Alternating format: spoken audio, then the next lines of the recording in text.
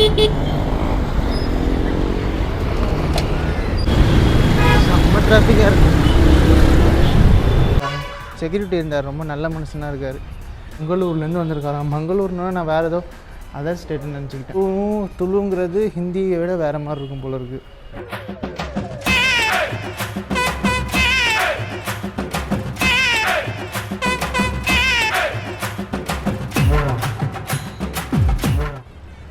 Hello guys, welcome to Abdul vlogs. இப்போ நீங்கள் first video பார்த்துருப்பீங்க, அதோட கண்டினியூஷன் தான் அது.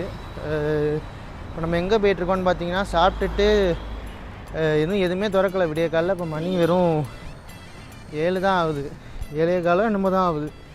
அதனால் இப்போ நம்ம ஒரு ட்ரீ பார்க்னு ஒரு பார்க் இருக்குது, அங்கே போயிட்டுருக்கோம் நடந்து. இங்கேருந்து ஒரு 1.5 கிலோமீட்டர் தான். அது ஹோப்ஃபுல்லி அது திறந்துருக்கணும்.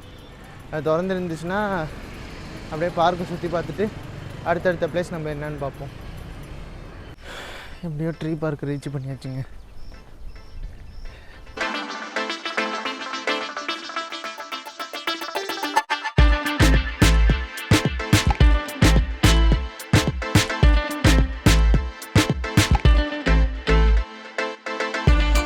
அதில் தான் நிற்கிறோம்.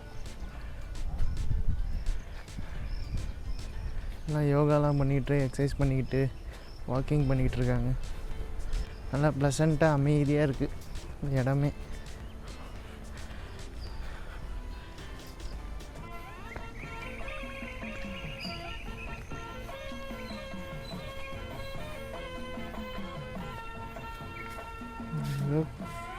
கிணறு மாதிரி இருக்குது, ஆனால் என்னன்னு தெரியல.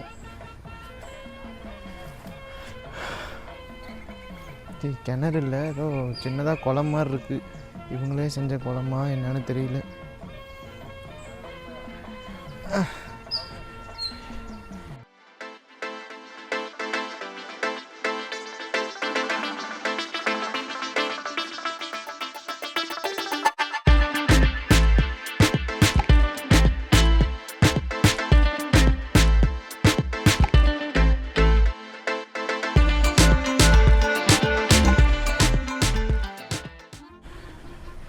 இந்த பார்க்குக்குன்னு ஸ்பெஷலாக ஏதாவது இருக்குதுன்னு கேட்டிங்கன்னா, இது ஒன்றும் ஸ்பெஷலாக இருக்க மாதிரி தெரியல.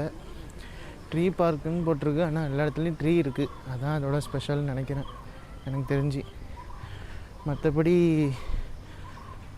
எல்லோரும் வாக்கிங், ஜாகிங், யோகா, எக்ஸசைஸ் எல்லாம் மாற்றி மாற்றி பண்ணிகிட்ருக்காங்க. அவ்வளோதானே தவிர இங்கே ஒன்றும் ஸ்பெஷலாக ஒன்றும் இல்லை. கொஞ்சம் ப்ளசண்ட்டான ஒரு அமைதியான ஃபீல் கிடைக்குது, அவ்வளோதான். இதுக்கு 1.5 கிலோமீட்டர் நடந்து வந்திருக்கோம். தேவையான்னு கேட்டிங்கன்னா, பார்க்குக்குள்ளார நடக்க வேண்டியதை பார்க்கு வெளிலே நடந்து வந்திருக்கோம். நம்ம மூச்சு தான் வாங்குது. போய்கிட்டே இருக்கும்போது இப்படி ஒரு இடத்த பார்த்தேன், நல்லாயிருக்கு இந்த இடம். ஏதோ ஒரு டான்ஸ் ஃப்ளோர் மாதிரி, ஒரு இந்த படத்துலலாம் காட்டுவாங்கள்ல, ஸ்டேடியம் மாதிரி ஏதோ ஒன்று இருக்குது. எல்லாம் உட்காந்து இங்கே எதுவும் ப்ரோக்ராம் நடந்தால் எல்லாம் உட்காந்து பார்ப்பாங்க போல இருக்குது. ஆனால் இந்த இது ஏதோ படத்தில் பார்த்த மாதிரியே ஒரு ஃபீலிங். ஏதோ ஒரு படம், சித்தார்த் படமோ ஏதோ. ஒரு வழியாக இந்த ட்ரீ பார்க்கை பார்த்துட்டு வந்தாச்சு. இதில் என்ன பிரச்சனைனா, நிறையா டிஃப்ரெண்ட் டைப்ஸ் ஆஃப் மரம் இருக்குது உள்ளார. ஆனால் அது என்னென்ன மரம் என்னென்னே தெரியல. அவங்க ஏதாவது ஒரு போர்டில் அந்த மரத்தோட பேர், அதோட ஸ்பெஷல் ஃபியூச்சர்ஸு, எத்தனை வருஷமாக இருக்குது, இந்த மாதிரி ஏதாவது எழுதியிருந்தாங்கன்னா வரவங்க போகிறவங்களுக்குலாம், இல்லை புதுசாக வரவங்களுக்குலாம் ஏதாவது ஒரு இன்ஃபர்மேஷன் கற்றுக்கிட்ட மாதிரி இருக்கும். அதை செஞ்சுருக்கலாம் அவங்க. பட் ட்ரீ பார்க்குன்னு பேர் வச்சுருக்காங்க, பட் அது எதுவுமே அவங்க செய்யலை. இப்படி செஞ்சுருந்தாங்கன்னா இன்னும் பெட்டராக இருந்திருக்கும். இந்த பார்க் நல்லா தான் இருக்குது, பீஸ்ஃபுல்லாக இருக்குது, பட் இன்ஃபர்மேட்டிவாக ஒன்றும் இல்லை.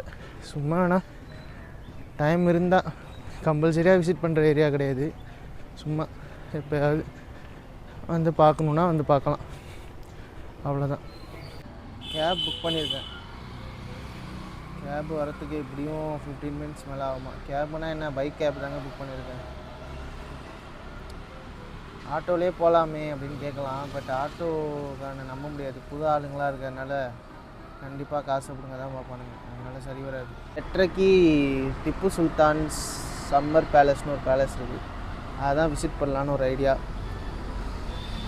அதுக்கு தான் வெயிட் பண்ணிகிட்ருக்கேன். மணி என்ன 8ஆகுது, இன்னும் அரை மணி நேரம் இருக்குது. என்ன பண்ணுறேன்னு தெரில. ஆப்போசிட்லேயே ஒரு சாய் பாயிண்ட்னு இருக்குது, கேக் ஜோன் இருக்குது. அதெல்லாம் இன்னும் ஓப்பனே பண்ணாமல் இருக்குது. சாய் பாயிண்ட்னா காலையில் தான் டீ குடிப்பாங்க. காலையிலே டீ குடிக்கிறதுக்கு ஓப்பன் பண்ணாமல் பண்ணால் சாயங்காலமாக ஓப்பன் பண்ணுவானுங்க அவனுங்க. சாயங்காலமாக குடிப்பாங்க. இப்போ பார்த்தாலும் வாக்கிங், ஜாகிங். பெங்களூர்காரங்கெல்லாம் அப்படியே ஃபிட்னஸ் ஃப்ரீக்காக இருப்பாங்க போலையே. எங்கே பார்த்தாலும் வாக்கிங், ஜாக்கிங்காக இருக்கானுங்க. வாக்கிங்கு, ஜாக்கிங்கு, யோகா, எக்ஸசைஸு, எங்கே பார்த்தாலும் ஏதாவது ஒரு ஆக்டிவிட்டி செஞ்சுக்கிட்டே இருக்காங்க. வயசானவங்கலேருந்து யூத் வரைக்கும் எல்லாம் செஞ்சுக்கிட்டு இருக்காங்க.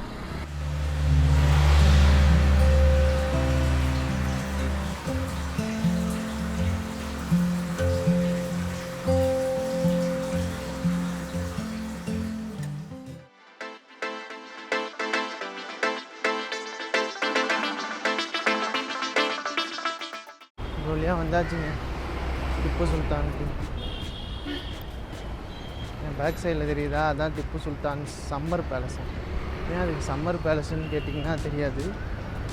சம்மர் டைட்டில் மட்டும் ஓப்பன் பண்ணுவாங்களான்னு தெரியாது. So Tipu Sultan's palace 1778 to 1789. Sir ticket, Tipu Sultan ticket online sir, ஆன்லைனா? ஓ, அப்படியே வந்தாச்சுங்க. அதாவது என்னாச்சுன்னா, இது ஆன்லைன்லேயே டிக்கெட் புக் பண்ணணுமா. ஆன்லைன்லேயே டிக்கெட் புக் பண்ணால் தான் உள்ளார வர முடியுமா. நம்ம உள்ளார வந்தோடனே டிக்கெட்டு, இங்கே ஒரு செக்யூரிட்டி இருந்தார், ரொம்ப நல்ல மனுஷனாக இருக்கார். அவர் கேட்டு நம்ம வந்தோடனே டிக்கெட்டு அவரே இது பண்ணி கொடுத்துட்டாரு. எல்லாம் ஒரு மாதிரியாக பார்க்குறாங்க. ஒரு வேளை எடுக்கலாமா இல்லையான்னு தெரியலையே கேமராவில் வீடியோலாம்.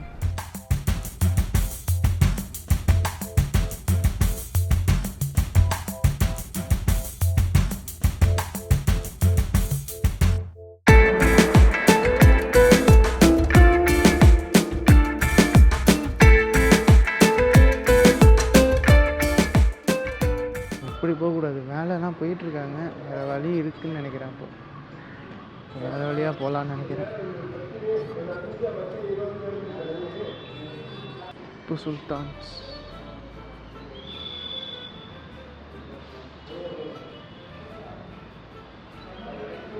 அப்படியே மேலே என்ட்ரு. ஆனால் மேலேருந்து கீழே பார்க்க நல்லா இருக்குங்க. இன்னும் மேலேருந்து கீழே பார்க்க இன்னும் சின்ன செவராக இருக்குது. எப்படி இதுக்குள்ளார பயம் இல்லாமல் வந்து நிற்பாங்க, எல்லாம் பார்ப்பாங்கன்னு தெரியலையே. ஏதோ பேய் வீட்டுக்குள்ளே நுழைஞ்ச மாதிரி இருக்குது. அந்த காலத்தில் 1700 சம்திங்கில் கட்டினா அப்படி தான் இருக்குங்கிறாரு. அப்பா பயங்கரமாக இருக்குது. நம்ம வரும்போது அந்த பைக் பைக் டாக்ஸி கார் நிறையா சொல்லிட்டு வந்தார். அவர்கிட்ட நிறையா கேட்டுக்கிட்டு இருந்தோம். அவர் நிறையா சொல்லிட்டு வந்தார். இந்த மாதிரி அவர் இங்கே வேலை செய்கிறதுக்காக வந்திருக்காராம். மங்களூர்லேருந்து வந்திருக்காராம். மங்களூர்னா நான் வேறு ஏதோ அதர் ஸ்டேட்டுன்னு நினச்சிக்கிட்டேன். பார்த்தா அதர் ஸ்டேட்லாம் இல்லை, இங்கே கர்நாடகா தானா. ஆனால் மங்களூரில் கன்னடம் கிடையாதான், துளுவான். அது என்னென்னா துளுங்கிறது ஹிந்தியை விட வேறு மாதிரி இருக்கும் போல இருக்குது. கன்னடமும் வேறு, துளு வேறு, ஹிந்தி வேறு, மூணுமே வேறு வேறு லாங்குவேஜ் போல இருக்குது. 400 கிலோமீட்டர் அங்கேருந்து எவ்வளோ டிஸ்டன்ஸில் வந்து வேலை பார்க்குறாரு பாருங்க.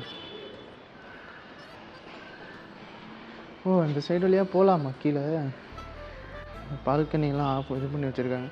யாரும் கூச்சி கிச்சிட போகிறாங்கன்னா ஆஃப் பண்ணி வச்சுருக்காங்களா என்னன்னு தெரியல. அப்பா எல்லாம் பேர்லாம் எழுதி வச்சுருக்காங்க. நம்ம பேர் எழுதி வச்சுருவோமா?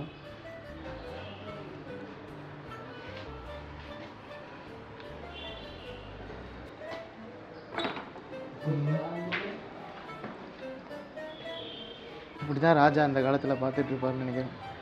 ஜனம் இல்லையா ரோட்டை பார்த்துட்டு சைட் அடிச்சுட்டு இருப்பார்னு நினைக்கிறேன். நல்லா இருக்குங்க இங்கே பாருங்கள் அந்த வியூ.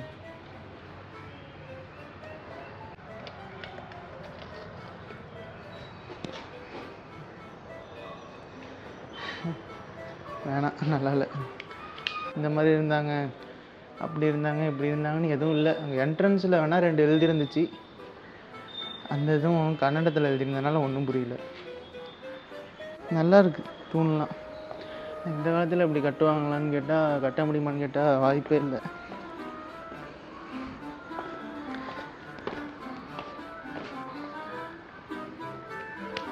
எல்லாத்துலேயும் பேர் எழுதி வச்சுருக்காங்க, நம்மள்ட்ட எதுவும் இல்லாமல் போச்சு எழுதுறதுக்கு. சே, என்ன பண்ணுறது? ஏதோ சின்னதாக குளம் மாதிரி இருக்குது. குளமா இல்லை இது என்னன்னு தெரியல, ஆனால் ஸ்விம்மிங் பூல் மாதிரி இருக்குது. நல்லா தான் இருக்கும். இதில் தண்ணி இருந்து இதில் குளித்தாலும் ராஜா இங்கே தான் குளிப்பாருன்னு நினைக்கிறேன். ஃபஸ்ட்டு அவர் குளிப்பாரானே தெரியல.